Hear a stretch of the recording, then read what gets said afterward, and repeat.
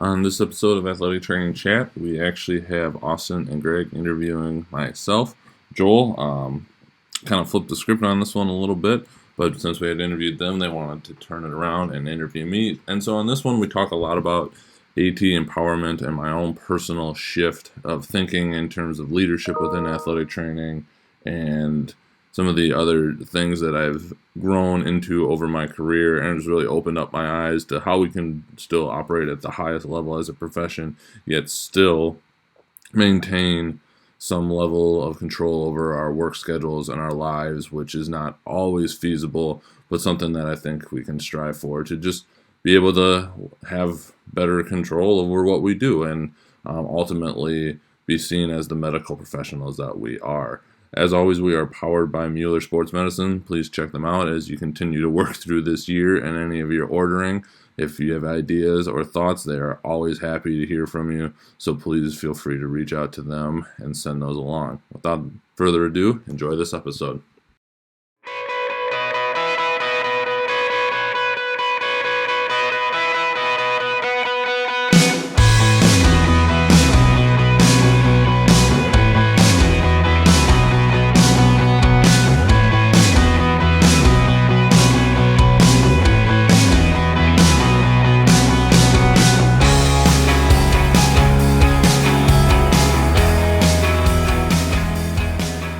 To this episode of Athletic Training Chat.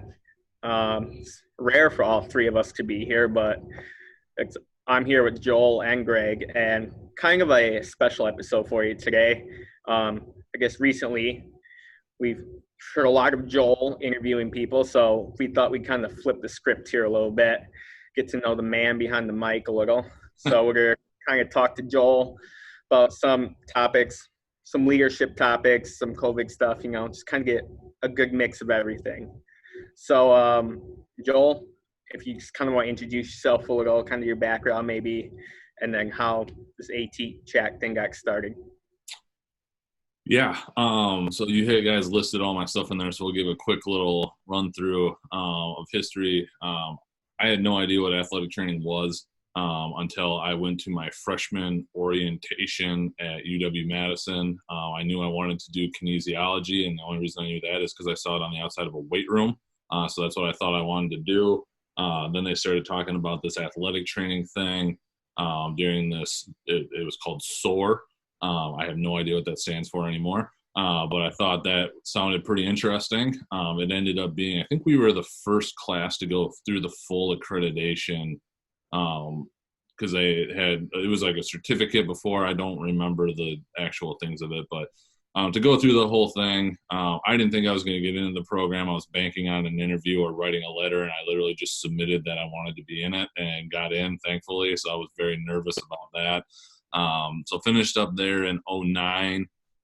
Then tried to find grad schools, couldn't find one that wanted to actually accept me. I flew across the country to two different interviews, didn't get either one. That was at my own expense, so that kind of sucked. Thought I really wanted to do Division I football. Ended up at the University of Kansas, where I did Division I track and field and cross country, and it was that or tennis and cheer, swim and dive, or rowing. So track and field sounded like the one that I would be most interested in. That worked out extremely well in the long run. Met what I would consider one of my mentors down there. He helped me out so much, just how to work with coaches. He was a former coach, but then he was the director of ops. Learned a ton from him. The head coach down there, Stanley Redwine, is still, to me, one of the best coaches and leaders / people I've ever met. And I hold him in the highest regard with everything. So spent 2 years there, tried to stay on full time, didn't work out. Came to UWL for a short stint as one of our part-time ATs. Helped then head athletic trainer Scott Doberstein with football, and then covered wrestling. And during that time, also applied to Oklahoma State to go work track and field cross country. Wanted to get back into that realm. And Coach Redwine helped me get that interview. So that is a big perk to like who you know, not always what you know. So I'm fairly positive my resume went to the no pile until he called their head coach and said, you need to interview this person, which at least got me a shot, which is really all we can ask for. So I was there for about 2.5 years. I literally worked the wrestling national championships that finished on Saturday, drove down to Oklahoma on Sunday, and started work on that Monday. So it was a fairly quick turnaround. I knew their cross country program was really good, so I like walked myself into a national championship in cross country the following year. So that was pretty fortunate for me. Got to work with some pretty high level athletes. Stayed there for 2.5 years. Then got a call from Kevin Schultz, who's now down with the Badgers in strength and conditioning. At the time, he was at UWL, asking if I'd ever be interested in coming back. Oklahoma State was great. Oklahoma itself, not so much, not really where I wanted to be in the long run personally. And so it was a great opportunity to move back. And now I am in the start of what is year 7 here and so on with that. Ultimately, for the AT Chat podcast, I get bored real easy, I think. And so I've got another one that I haven't done much with because of COVID and a new child, and I was clinically pressed that I'm hoping to get up and going again. And honestly, I don't even know how AT Chat came up. I think it was just I was going through, and there weren't a lot of athletic training podcasts out there. Sports medicine broadcasts and Jeremy Jackson were long established. Obviously, he's done a great job. Kind of the OG of athletic training podcast was around, but he was very much – he covers, individuals absolutely, but a lot of topics is what it seems, and wide reaching for the sports medicine broadcast, which is great. And so I think I came up with the idea of it'd be awesome to like highlight athletic trainers and ones that wouldn't necessarily always make it into like the NATA news or get highlighted somewhere else. And, everybody's got a unique story and something they're really passionate about. So it was really trying to create a platform for those to just talk about it. And like you guys know, when we set these up, it's basically like we come up with some questions, but then we turn over all editing to them. Like whatever they want to talk about is what we're trying to do. And so that was really the focus of that. Wanted to get a couple people into it. Austin, you were one of the originals. Greg, we brought you on a little bit later to just help A, spread out the workload, but B, just get unique perspectives. Austin, you're in Mississippi, so you're going to meet people down there that I probably will never meet. Greg, whenever you get off to go into doing different things, that'll be the same thing. So that was really kind of the thought there. And we're I think if I get this one out tomorrow, we're like 58 episodes in, which I think it's pretty impressive that we're still going. Just ironically, at the same time we got started, so did the catalyzing AT, and Ryan does an amazing job with that. He's got kind of a unique focus on it. Polos and khakis were out, but I think they may have graduated, so they slowed down a little bit because I think they were students. Candid, and those guys are, obviously do their own thing, and they're hilarious, and they've got their own unique niche. Funny that we literally started at the same time as them pretty much, and they're across the state from us when we did that, which I just thought was funny as well. But yeah, that was kind of the whole impetus of getting it started. Right. Yeah. I think it's definitely cool to see how things have started to take off, especially with the athletic training podcast. As you mentioned, there were all those, and then there were a couple more I've noticed on like Twitter and stuff, and similar concepts, trying to hear from people who you otherwise might not hear from. So I think what is it? Tom, and I don't remember, I'm going to butcher his name. So Tom B, because I don't want to screw it up and I don't have it right in front of me, has like AT Talks, which it seems like he just invites whoever wants to talk and records a YouTube video, which is awesome. And then All Things AT got started up, and there you got all kinds of things going, and kudos to them for doing that. They're doing more than I could imagine taking on, but the mentor program, and I know they've got a podcast going along with it, kind of doing similar things, which is fantastic because the more we can highlight the people in the profession and get it out there, the better off we are. Right. Absolutely. So I guess kind of segue into a topic I know that you're passionate about, and we even talked about it when I was your student. Yep. And that's kind of that leadership, and especially leadership in athletic training. So I guess you're currently in school now again, aren't you? Yep. Yep. Can you kind of explain kind of why you chose to go back to school and kind of what you're doing with that?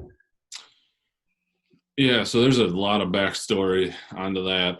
But currently I'm enrolled in, it depends on what webpage you look at. It's a doctoral program in athletic administration and leadership.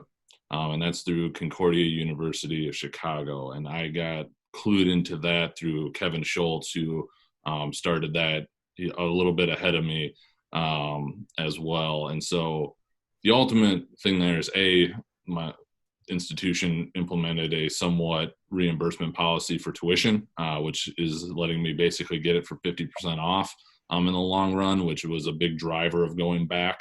Because if not now, when? Right. But also just looking at the long run of, moving into more of an administrative role. And then also potentially having the opportunity to teach, I think, is part of the reason doing it. So that is currently where it's at. And then you kind of alluded to like how that came to fruition and why that one. I've had my own evolution as an athletic trainer. Graduate school was very interesting for me in hindsight, and I acknowledged it then, but didn't really understand it now. And it was unique with just relationships, with coaching staff, who I've already kind of mentioned, and then just sports medicine staff. And it shouldn't necessarily be this way, but it can get this way of like, whose team are you a part of? Like, are you a part of the track team when you work with them and you're working with that coach? And that's the with versus for, which we can talk about. But you're also you're employed by the sports medicine team or the athletic training staff or however it's defined at that institution. And so what are you trying to do then? Who are you trying to appease? Like who's, and I don't mean this as black and white, but whose side are you on? And I remember there was times where I would get myself very confused about that. And I would do something that I know made the track program happy, but didn't necessarily make my supervisors real thrilled. And that was confusing to me at times on how I should go about that. Similar thing at Oklahoma State, just, but made me, I probably shift a little bit more to the sports med side. And so sometimes that wasn't a popular answer with the track coach. And, all of it is ultimately trying to do the best job. But then now moving into this administrative role. So when I got to UWL, I was just the head AT because Kevin Schultz was here. And then he left for the new opportunity. I ended up being interim director of the SPC while still being head AT. And then that became officially director of the both of them. And then a year and a half, 2 years ago, whatever it is, I got the title bump to assistant AD, which really I do the same job. I just have a longer title when it comes to that. But even looking at that, when I first got there, was young, single at the time, nothing set commitment. And so hours didn't really matter to me. I would do whatever I needed to do and didn't mind going in early, staying up late or staying there late. I just had to make sure I got home to let the dog out and spend some time with him. And it was Basset Hound, so he slept 20 hours a day anyway. So, he was generally pretty good with that. We'd get her a couple walks in. But even before things got serious with my now wife, it just seemed unsustainable, like going in that early, that many days a week and still being there till 7:30 at night and all the other things. And so also looking at coaches, and this is something like when I got there, we had a large staff. We traveled, which wasn't all the sports. But I didn't understand why we wouldn't want to travel more as a staff. That has completely shifted. And when you start looking at how things are delineated out with resources and whatnot, that it's been kind of eye-opening. And I know at times I've not felt pressure to put kids back too early or anything like that. Nothing dangerous in my career, but just that other pressure and not feeling like I had the ability to say, or the confidence to say no, or to really look out for the profession. Right. Sorry, that was a lot of rambling. No, no, definitely. And you make a lot of good points there. And especially right now, it's my first year being a certified athletic trainer. So I'm single. I got nothing better to do point. So it's kind of interesting to see that where I'm almost like I'm step one right there, Mm-hmm. and to see how your viewpoints do evolve over time as you get different priorities, as things enter your life and you get all these other things, and kind of trying to figure out how to balance everything to make everything work. And one thing that you covered, and you said it to us, both of us as students, because we both have had you as preceptors, and you've talked about it with your staff, I know, is kind of that AT services Mm-hmm. versus AT servants. So, I mean, I guess, can you elaborate on that concept a little bit and what you mean by that? Yeah, and I want to just kind of disclaimer this. Like, I don't knock anybody that wants to put their time, all their time, into their job in athletic training. If that is what you do, that is your passion, that is your lifestyle, that is perfectly fine. It may never shift for some people, and there's nothing wrong with that. As long as we're all aware that if that is what we choose, that's what we choose. And so you got to be kind of careful with that. I think so. It's hard to back out of it once you've committed to it. I know some people have. I don't write currently now. I don't have. Not many athletes have my cell phone number, and it's not because I don't want to talk to them. It's a kind of a separation. They have them in specific cases, but generally there isn't much emergency happening after hours. Excuse Right. me, that they need to get a hold of me via my cell phone. That's just my personal preference. I don't knock staff for wanting to do that, but I also don't think you have to talk about every little itch at 9:30 at night when you're trying to just hang out and relax and downshift a little bit. Unfortunately, the Outlook app on my phone doesn't have a snooze function starting at a specific time. So I got a couple emails last night that fired me up. So that was unfortunate for me. I shouldn't have looked. That was my fault. But anyway, yeah, the AT services versus AT servants. And I think this ties directly in with the work for versus work with your coach and your program. Like, whether you're on your own because you're just the only athletic trainer, or you're part of a sports medicine team, especially in the NCAA, it is supposed to be set up that you do not report directly to the coach. And they're more working towards where you're not directly reporting to the AD. That is a shift that is slowly happening. Austin, you got a little experience with that at Vanderbilt. Kansas has gone that route. There's a few others that have. We've set up the structure within athletics of like, yes, administratively, I report to our AD because she is on campus, works for the university, but medically, we report to our team physician in terms of any calls. And we've purposely structured the flow chart of staffing that he is on the same level as the AD and that she's not like over him or anything in that regard. So we eliminate that in kind of our mini medical model, just given our circumstances and situation with our team physician not being a university employee.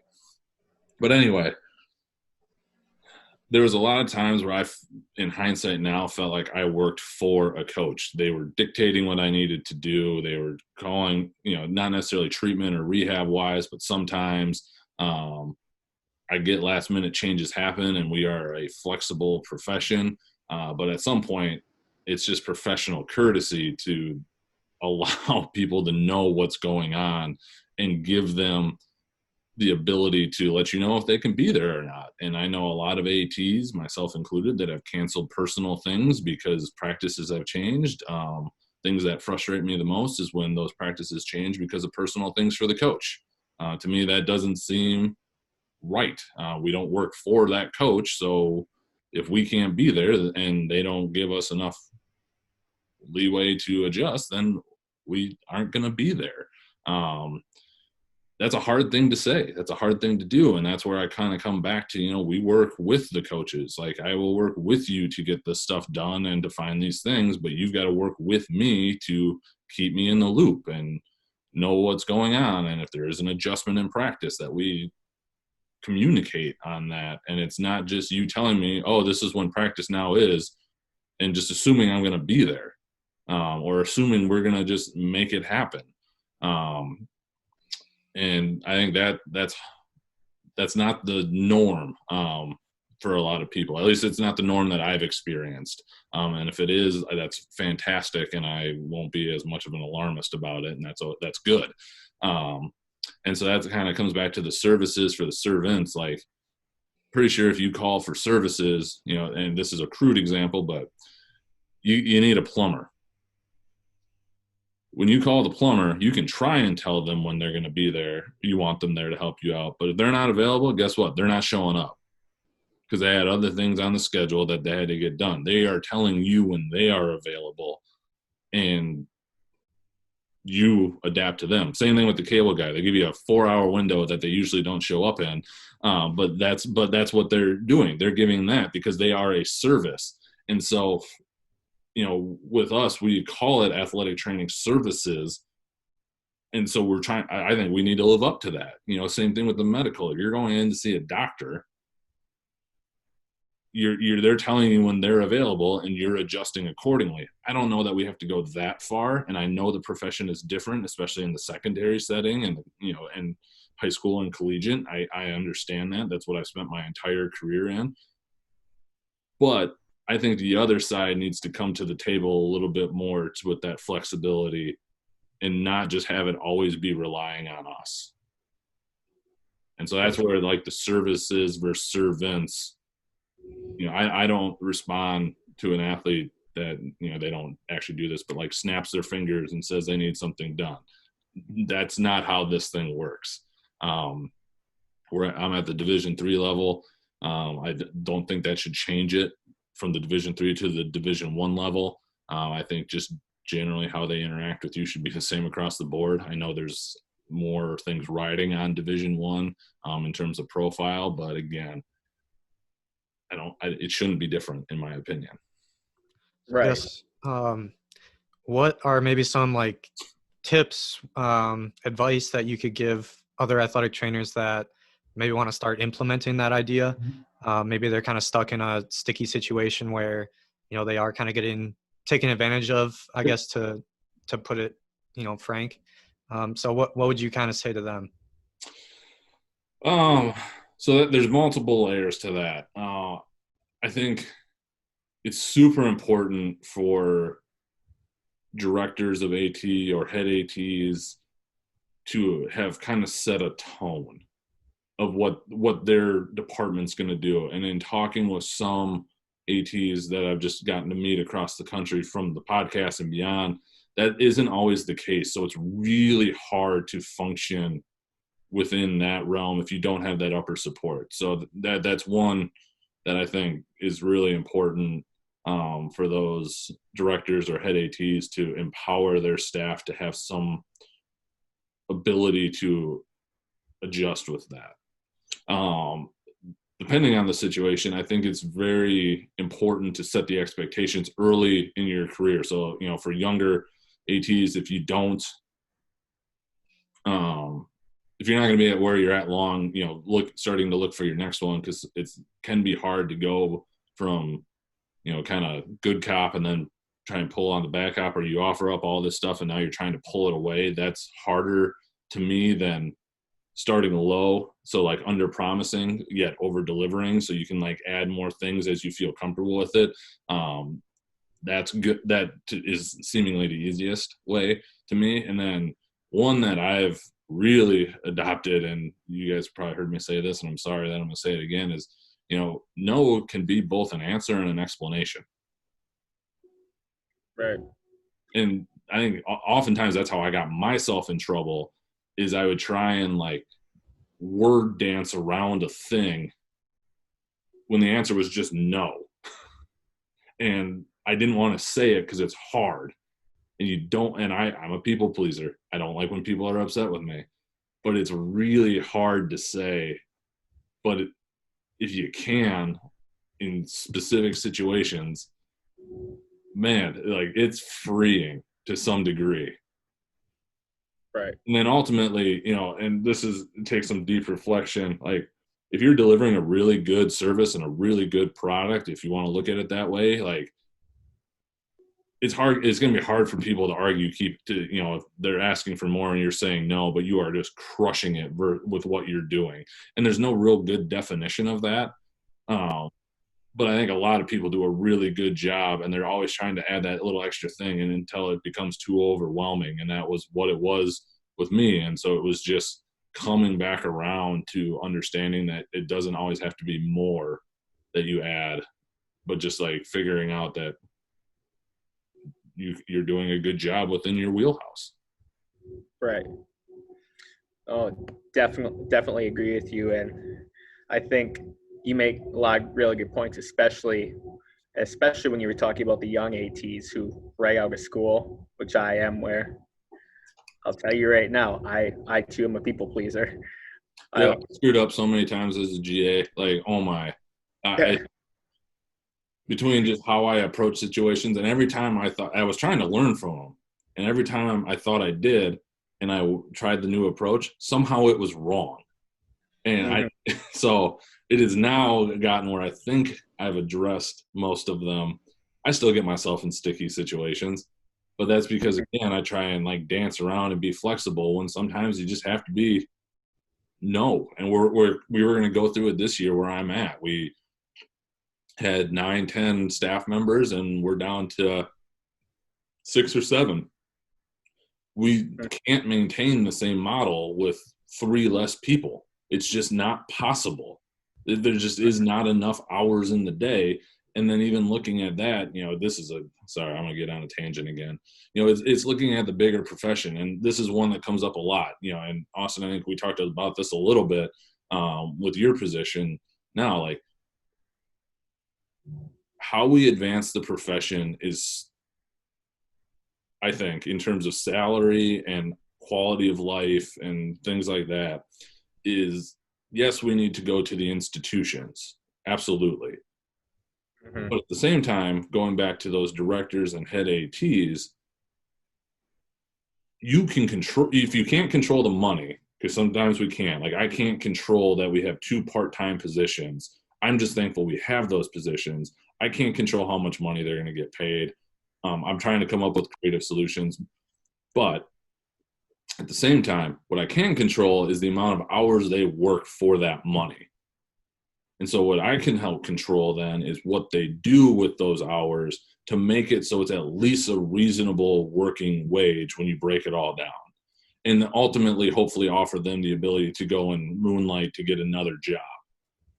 Like that is important, so they can live on a decent salary and, do what they need to do. And so while those jobs are still getting posted, which sucks, and I don't pretend to know everybody's situation, but when you've got major athletic departments that just and this is a hard time to talk about it because of COVID, but just in general, even before that, like when you've got major athletic departments offering internships and things like that, that expect full working hours for $15,000, like we're not doing ourselves any favors as a profession for that. There's a difference between a true internship and just giving you your team and telling you to go take care of them and basically expect what you expect. That was my GA experience. I worked full time and I went to grad school on the side, basically. I went and trade it for the world. But in hindsight, I don't know that I'd want to do that to young professionals because you can burn them out and get them out of the profession, which is ultimately what we don't want to do. Right. Sometimes that's hard for coaches to hear because they'll, some of the mentality, not all of them, again, some of them, I don't mean for these to be blanket statements, but they just happen to be like, they're young coaches. They're putting in their time. They're, going through the grind. And I used to think that, our GAs that we had at UWL needed to do a similar thing. And that's evolved a little bit because that's putting more people out of the profession than it should, and ultimately isn't going to make it sustainable. Yeah. Well, absolutely agree with you on all of that. I mean, it's unfortunate, especially right now with all of COVID, where athletic trainers are being pushed with what they do. I mean, you take on the sports medicine job, and then you're almost adding like a second job onto that, dealing with COVID. Yeah, infectious disease expert Yeah. or pseudo expert. We won't say that. Some people might. I am not. No, but definitely you raise a good point, and I think it goes back to that. It's something I've seen trending on Twitter. I'm sure you've both seen it, kind of that AT value, Mm-hmm. trying to establish that and now push towards that as a profession. So, I mean, agree with you 100% with everything you were saying there. Yeah, and I'm big on like trying to get things by like attrition. So you try and get more people on board to support it, and eventually it just kind of takes over. So just as an example of like, and I don't know if this is the reason why, but this is how it kind of happened. When I was at Kansas, we had 2 GAs that covered track and field. So the first year GA and a second year GA. So the second year was kind of the lead and whatnot. Well, we were there all the time. We traveled all the time. We took care of stuff, but it eventually got to the point where, it's a huge team. I mean, you're talking cross country and track for both sexes. It's a lot of people. And so eventually it went to where the coaches were saying enough of like, hey, we need more than, these GAs. Not that they're not doing a good job, but they, it's the plight of the GA. They don't know you your first year, so they don't trust you. You probably don't know as much as you think you do just because you're a first year GA. Finally, by the second year, when the coaches get to know you and maybe start liking you, you're almost on your way out because your grad school is almost done. So it's impossible to really establish like long-term care. And so when I was finishing up there, they had one full-time position created, and they had the other GA stayed with them. And now I believe they're at 2 full-time positions just for track and field. And they've got a full-time strength coach, which is fantastic. So really when you're looking at what you can control, and let's just use UWL as an example right now, and I don't know if this will happen, but like we've got our couple part-time ones. Well, and our 2 full-times, myself, and then another 50-50 position. In order to get things to move, most likely, I'll say it till I'm blue in the face that we need more resources. But really, if we can get the coaches to understand that these are the resources we have, this is as far as I'm going to push those resources.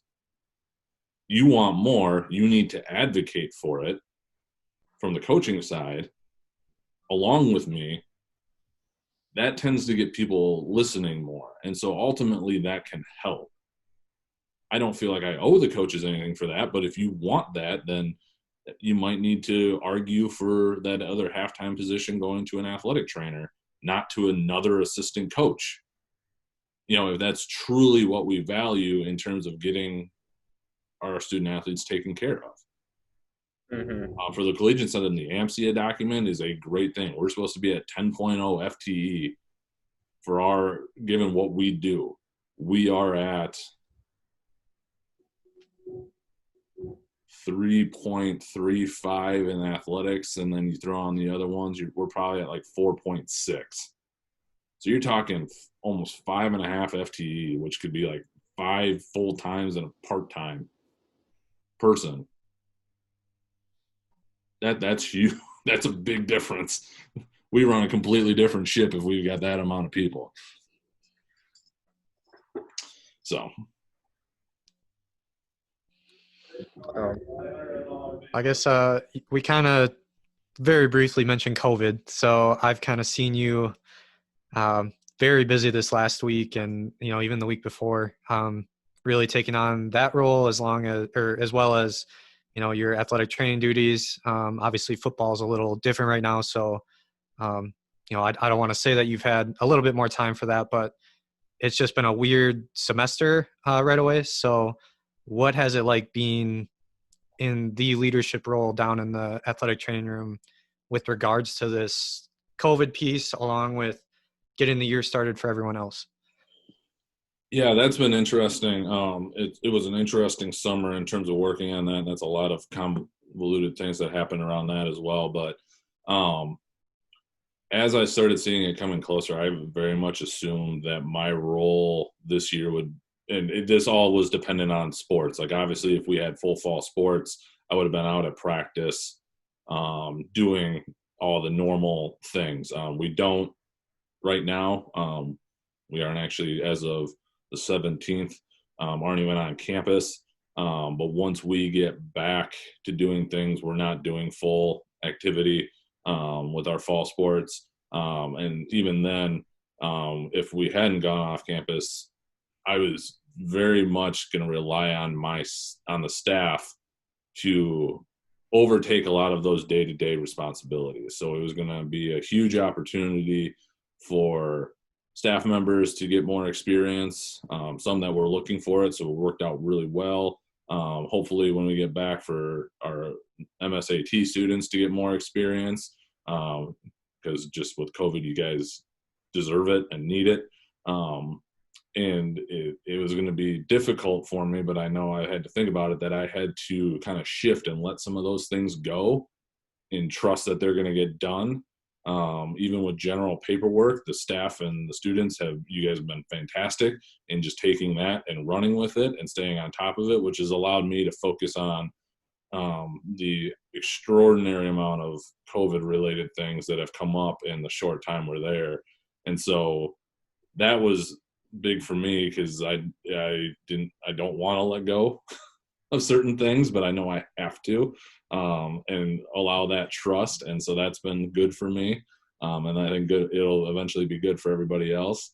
But then, I mean, we've seen it from kind of the top down to from the campus to my boss to myself to all of you, is communication and what you need to know, like to know enough about what's going on without overwhelming you in details that just aren't useful. And so that has been something I've tried to focus on, of like, here is the highlights you need to know, and we need to be on the same page with this. All the rest of it I'll handle in the background and then come to you as I need it. And that's allowing everyone else to do their role still, which hopefully we'll get to do here in another week and a half again. And again, allow for some people to take on responsibilities they hadn't before. So we're all going to evolve a little bit. Yeah, absolutely. It's definitely kind of a crazy world we're all in right now. So Ain't that the truth? yeah, just kind of doing the best we all can with it, which, I mean, like I said before, athletic trainers their roles are being stretched and they're expanding. We're doing new things, which is, it's in the middle of a pandemic, yes, which is unfortunate, but I think it's also a positive note for that is, as a profession, we're showing our value and our ability that, hey, we're not just here to tape ankles, give you ice bags and all that. Right. So Totally agree. Well, great. Do you have anything? I guess no, I don't. Do you want to get into the few AT chat questions that we? Hold on, I'm going to spin this on you guys real quick. So ultimately, we had talked about me going back to school and what we're looking at there, and I'm probably a year plus away from it yet, of like actually officially like digging into my dissertation. And really what I'm hoping to look at, as I just see in some group chats and Twitter and all the different things of, coaches have done this or went around me on that and so on and so forth, which is probably always going to happen. There's no way you're going to control it. I've long stopped getting upset at where I'm currently at, because we don't have secondary insurance. We aren't the sole medical provider of these people, that they're going to go and do other things. And my biggest one is just getting that communication, but it is what it is. But again, per our talking about, especially with younger professionals and potentially even ones that are still going, like trying to look at like what are the barriers to displaying leadership, however we want to classify that. And that may be more head ATs, that may just be ATs working with their coaches. Like, what is stopping us as a profession on a broad stroke? And I know this isn't the situation for everybody. There are a lot of great coach athletic trainer relationships, a lot of great AD athletic trainer relationships. I don't think it's like a terrible thing, but you look at the NATA / ESPN story that came out last year, you know, about the pressure to put people back and all the different things, that it exists and it is around, and that's not a good thing. So ultimately, that's what I want to try and look at, is like the barriers to, like, why are you holding back? And ultimately from that, what can we do to help empower, especially young professionals that we hope don't get kind of moved out of the profession because it's too much, you know, and that's what we're looking at. So to flip it on you, I'm not going to ask the barriers because that's going to steal away from my potential dissertation. So I don't want that yet. But I'm going to make you both fill out the survey when I get there, potential interview. But what do you two see as, like, what would help empower you or make you feel better about, you know, like we talked about, being able to say no, or being able to look at something a little bit different, like with your hours or what your offerings are? Right. And so one thing for me, as I said before, I'm in my first year being certified. So and especially with COVID, it's been crazy so far, and I've only been doing this for several months. But one thing that I found helpful, because there have been times, yeah, I felt completely over my head. But the way we do it, and I think the way my employer does it, they do it well, is there's almost like a mentorship program here where we're paired with one of the associate athletic trainers, one of the higher up athletic trainers, who we meet with, who we talk with, who we go through. It's almost like its own miniature educational curriculum where we work out some of these issues. And I can just go and say, hey, I'm having trouble with this, or I feel like I'm being overwhelmed and I don't know what to do with this. And having, you know, like a veteran athletic trainer, someone who's been through it, and someone who's there to support you and back you, which is, I think, especially as a newcomer with inexperience and just almost like that deer in the headlights thing, you don't know which way to go. Just having someone there to, you know, be able to help support and guide you has been big for me so far.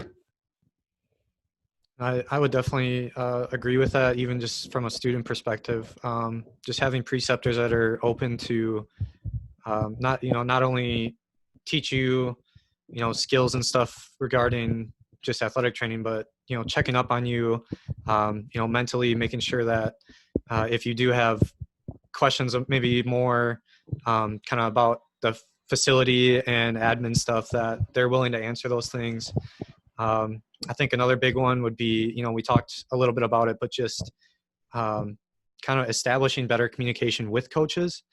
I think, you know, at some of the bigger institutions where your football coach might be making $7 million a year, you know, that's usually only a case down, you know, SEC, some Big Ten, things like that. But they're not going to look at you as the same level if that's the case and they're, you know, as popular as they are. I think we can maybe do a better job just in general as a profession. And I'm not just talking about those, you know, major big schools, but just putting, you know, the athletic training staff, the coaching staff in the same room and discussing some of the issues about time, resources, things like that.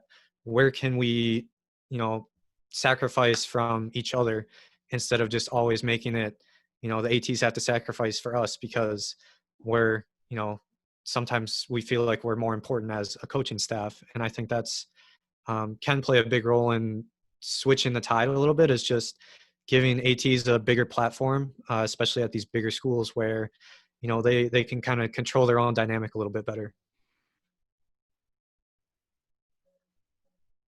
Perfect. I was just curious.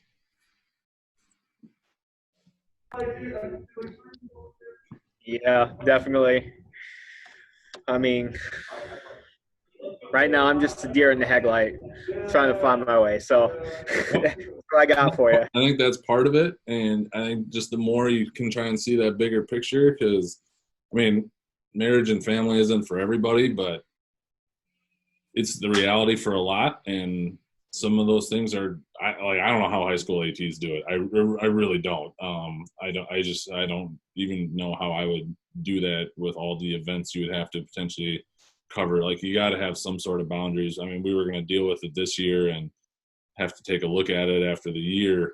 But yeah, I think it's just important to consider across the profession. Definitely. All right, you ready to get to the RAT chat questions here? Sure.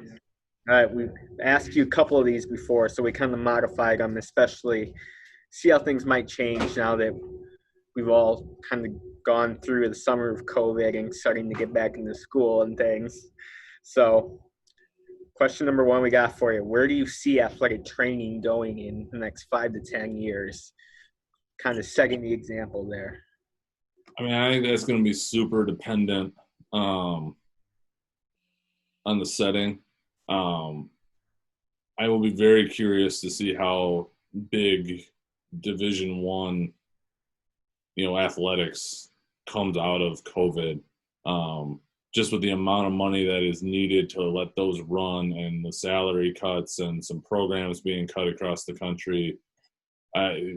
What does that do to sports med programs? Like, does that hurt them or does it help them because of what we talked about, like what they were able to do? I hope it's the latter, in that it helps them. There's only so many things you can add into a sports med department, and a lot of those big places are figuring it out. I'm also a little nervous, like in my case, like our staff is rescinded, but all our head coaches are now 1.0 coaches. Everybody's got an assistant in some full-time capacity, some sort of mix.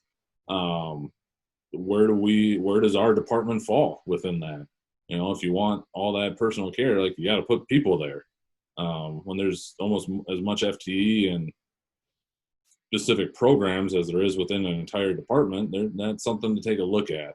So I'm hoping people see the value in that investing $60,000-$70,000 total a year is worth everything, and not having a lawsuit, because people are out there protecting, preventing, and looking at those things. And you never want it to come to that when it comes to make the things. But, we've seen it a couple times this summer already with some deaths and people not being prepared. And man, for a multi-million-dollar lawsuit, you can get a lot of years of a really good athletic trainer at a pretty good salary. That ultimately is going to be the benefit in the long run. I think the profession is going to explode in the other things. I mean, we were talking on, I don't even remember what call it was, but like Amazon was hiring people, basically working on Monday through Friday, 9 to 5, making about 75 grand, and you got a couple $1,000, if not more, signing bonus. What? In the industrial setting? That sounds awesome. One of our former guests, Susan Ta, works at a liquor distribution thing, and she has a great job based on that thing.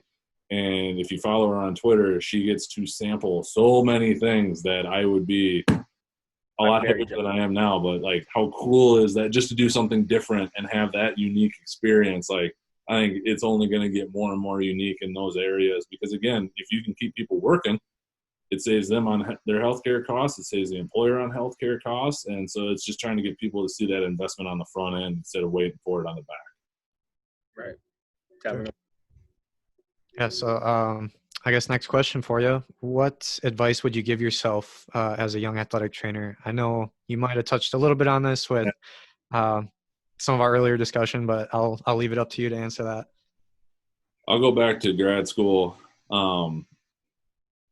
I think I've said this before, but you pass a test which shows you're proficient. I went to work with coaches, multiple of them that had been coaching longer than I had probably been alive. Well, yes, they are not medical professionals by trade. They've seen some stuff. They've experienced stuff because most of them were high-level athletes before they became high-level coaches. It's okay to not know everything. It's okay to work with people and ask questions, and I wish I would have more. It takes some time to establish that, but you cannot be the expert coming out of either your undergrad or your MSAT. You can be really well equipped, but you just don't have the experience, and the experience is going to teach you so many things. And so I think for that, it would be that is just have that understanding, and then be really, really reflect on if something doesn't go right, why? And then also, why are you doing things? And that's something I've tried to challenge the students more with, is don't just do stuff because you think that's what you're supposed to do. Like, have your why. I stole it. He was like a Brazilian businessman. He had the 3 why tests. And if you could have a thing of why do I do this? And you could answer that why 3 times, like you're talking to a kid that just kept asking why, and you had legit answers, you're probably on the right track. If you can't come up with that for each one, you might need to do away with it or kind of reassess. And so kind of those, and then the last one, just tying into this, is like, try and prove yourself wrong. Because if you can attack what you're doing like in a productive way and see something different, man, you're going to be in a good spot. And it's just a simple example of ice. When I really dug into it, couldn't justify why I was doing it for the most part versus doing something different. Not that I just didn't do anything, period, but doing something different that was probably going to be more beneficial. Absolutely. Yeah, I remember the 3 why. Yeah. That was a Tim Ferriss episode. I don't remember who it was, but it was a Tim Ferriss show podcast. I will say that was my first rotation, was with you and football, and starting out with someone that would always ask, why do you want to do that? It scared me a little bit right away because we didn't learn a whole lot of the stuff, Didn't know. first semester of grad school. But right.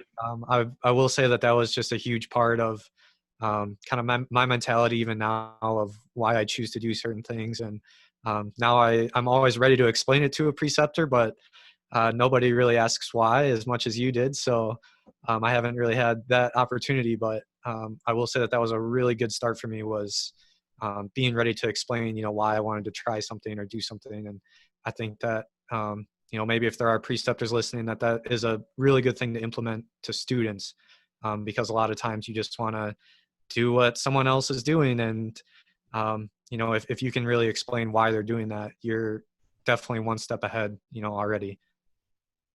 Yep, I think it's important to do internally if you aren't getting asked externally. Sure. Definitely. All right, last question we have for you here. What does being an athletic trainer mean to you? You've answered this before, but again, as you said, with experience and especially with COVID and dealing with all that, what's that mean to you right now? It's being adaptable. It's being, I think leadership now is going to get tested more than anything when it comes to student athlete health and safety. I was all for, and still am all for, trying to have as much sports as we can as safely as possible. I probably look at it differently now given the numbers that we're at, but I still think some form of activity is possible if we can do that. But I also know there are going to be people that want to push too hard, too fast, putting in dangerous situations, and just being able to stand the ground of saying, no, that's not okay. It's dangerous. It's not safe. It's not worth the risk is going to be vitally important, because that's what we're there for. We're there. I mean, I want a job as much as anybody else. And so if athletics gets canceled, I'm screwed too. But at the same time, at what cost? It happened early on. It was an NBA analyst who said it, and he said it, and I have said it before again, is let's be on the right side of history with this thing. And if that means erring on the side of safety and precaution, I'm all for it. It's just not worth having something happen because, exertional heat stuff. generally can be controllable. And Casa would say this, like we can prevent it if we react how we are supposed to. We don't know that with COVID.